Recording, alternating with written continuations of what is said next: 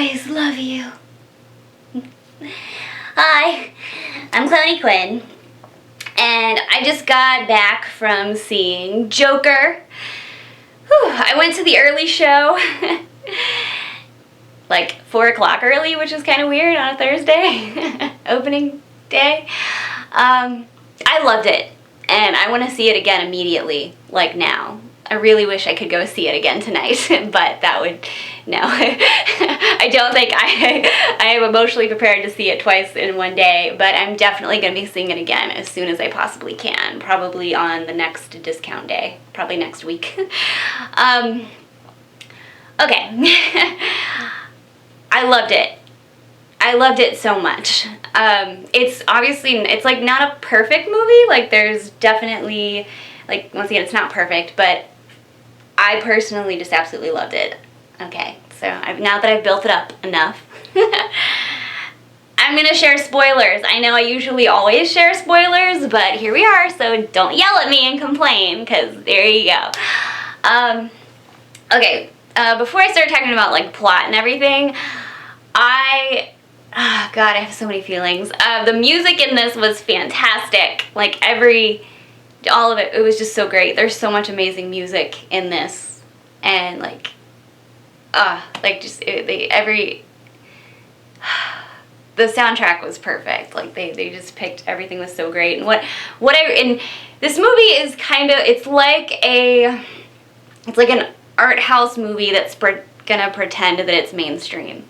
Like, it's shot very art house, and like the way it's also shot that I really liked is that, you know, like the people are kind of like lower on the screen where like you're getting more of the city, and that's like one thing that I felt is kind of missing from a lot of kind of comic book movies mostly centered around Gotham, is that the city is very much its own character.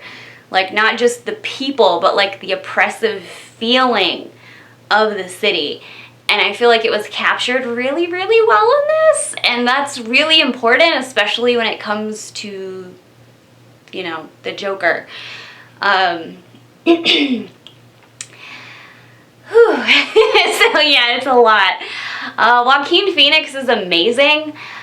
It's like just such an honest portrayal of, you know, this can be an origin story of the Joker. Like, it doesn't necessarily have to be the definitive one, similar to, like, the way the Killing Joke is. Like, you know, like, oh, I like my past to be multiple choice. Like, I'm not saying this is, like, you know, this isn't the end-all, be-all of, this is, you know, this is just this is an origin story in, like, a realistic way, I guess. A lot of people are probably going to try to compare this to Ledger Joker, and that's not what I'm doing here. I'm not doing that at all. I don't think it makes no sense to compare anybody or anything. This is just one-off where it is, and I loved it. Joaquin Phoenix is, like, really, really thin in this. I didn't really pay much attention to, like, anything. Like, I didn't read much about this at all. Like, I only saw one trailer with the Smile song, the Charlie Chaplin song, which made me cry.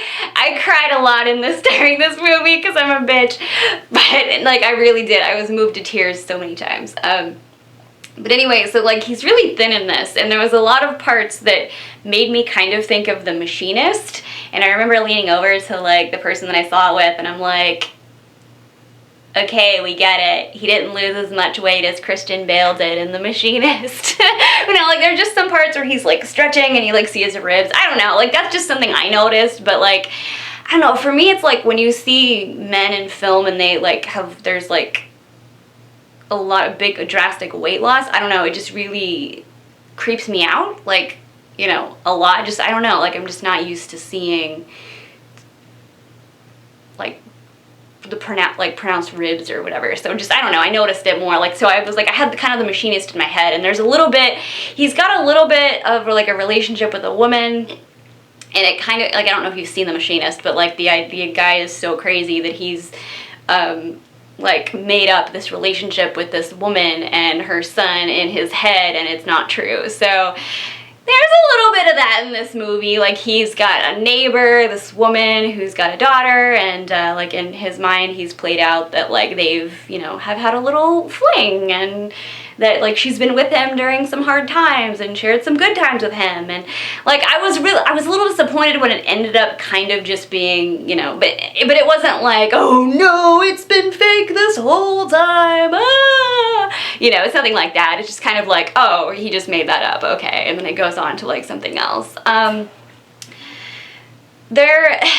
It starts out with him putting on makeup, and I've said this before in other movies, like other clown related movies, that I am such a sucker for movies that start out with the main character, just a character putting on clown makeup. Like, that's so, I just love it. It puts me in the right mood, like, and it's just, but it was sad, you know, because he does the little smile, like with his finger, like this, that he does in the trailer, and the little tear comes down, and I'm just like,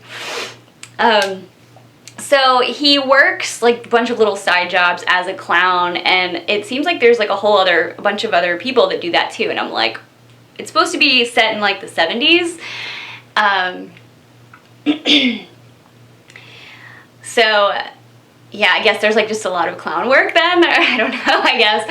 Like, you know, there's like people that work in the hospital to help the kids. When we first see him as the clown in his job, he's like the sign spinner for this company that's going out of business, and like his sign gets stolen by these you know, young people, and they end up like beating like the shit out of him, and it's kind of like, oh, this is sad, you know. He gets beat up quite a lot, but he's also like this really scrawny guy, like he can't really fight back that much.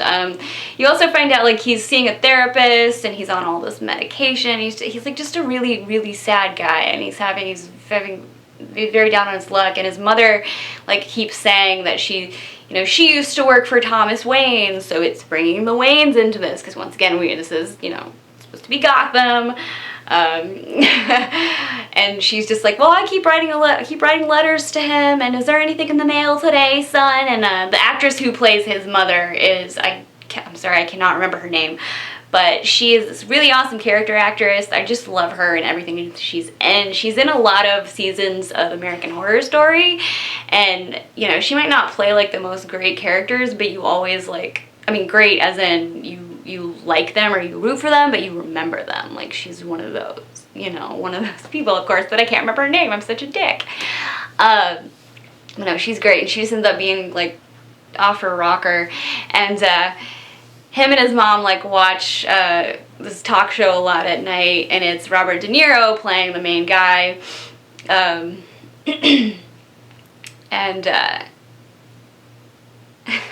Joaquin Phoenix's character, just like he imagines like, you know, going on that show, or like having Robert De Niro's character as his father figure, and just because, you know, he doesn't have a dad, he doesn't have a father, he doesn't have like just any stability in his life, and he, you know, he's a grown-ass man, and clearly just, you know, just can't handle things. Everything's terrible. You know, it's so sad. Like, it's just a lot of pieces. It's so good. Like, my complaint really is that there's not more of it. That there's not more. Like, there's, you know, a lot of it you're just seeing him deal with these bad things that are happening, and it's not like the plot, it takes a little bit to get going. The whole thing that sets everything in motion is he's attacked by these three, like, you know, well-off guys on the subway because he just got fired, and he also has like this condition that he laughs uncontrollably, and he's got a little card that he gives people, like, because he's, you know, makes people uncomfortable with him laughing, and it's not about something that's really funny. It's like a force that almost hurts, and it's like, it's hard to watch that, and like a lot of it made me like I reacted to it like this humorless laugh that's like a force that almost hurts, that he's practically like coughing, choking it out at different parts, and so he's laughing, and like these guys like are just like, oh yeah, what's funny, clown, you know, blah blah blah, like, and they beat him up, and they're like, you know, really going at him, and he ends up he gets access to a gun because like one of his co-workers is like, oh, here, you should have this to protect yourself, I heard you got hurt, and so like that's how he got the gun. And he ended up shooting the guys, 2 of the guys, and one of them was getting away, and then he ended up going after that guy. So like nobody sees him kill these guys, and like the news gets a hold of it, and people like start rallying behind this masked or painted face clown man, and he's like seeing all this stuff in the newspaper, and he's feeling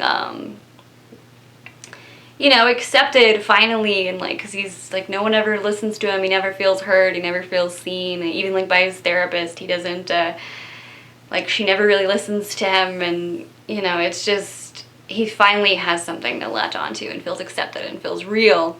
I'm like, I think everybody can kind of relate to that. So you're just really, some parts are just really, really touching. It really got to me.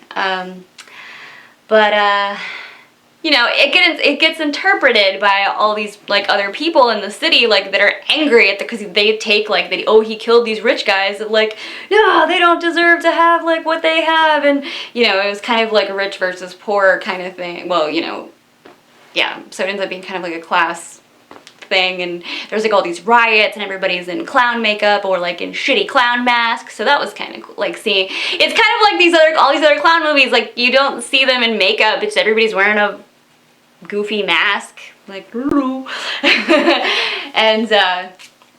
he ends up because he's trying to be a stand-up comedian, and he's like really not that good at it, but gets picked up by the talk show guy played by Robert De Niro that he likes so much, and they call him and get him to come on, you know, get him to come on the show. And like during this, he finds out that like his mom is claiming that Thomas, like she used to have a thing with Thomas Wayne. So there's like a little bit of, oh my gosh, is he like,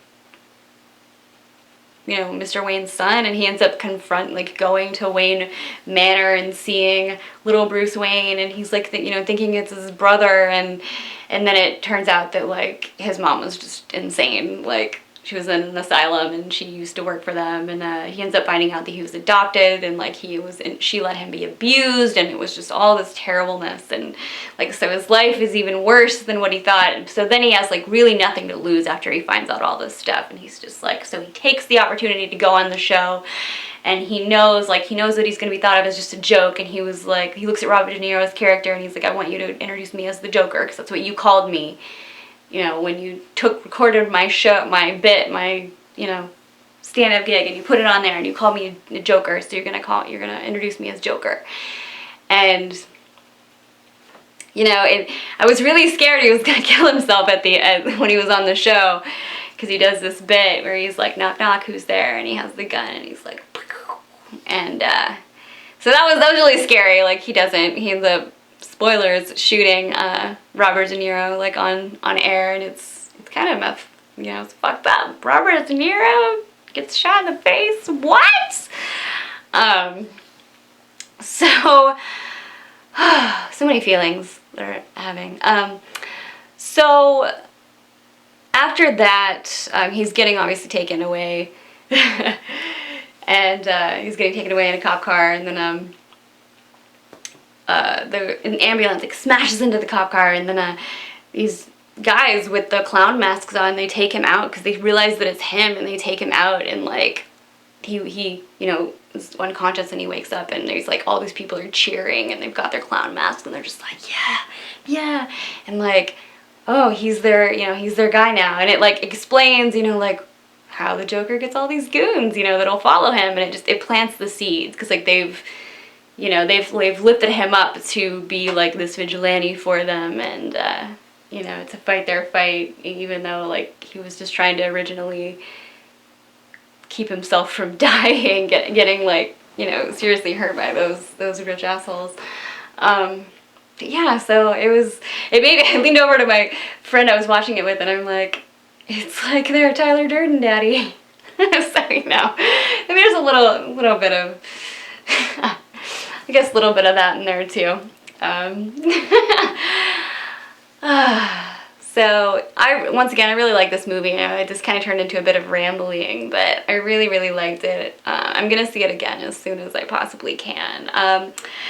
One thing that I'm really excited about for this movie, afterwards, is all the guys and probably some gals too that are going to be rocking that Joker makeup and those cosplays at conventions. And I have to say, if you dress up as that Joker and learn that dance, we gotta dance together at Dragon Con or whatever convention you see me at.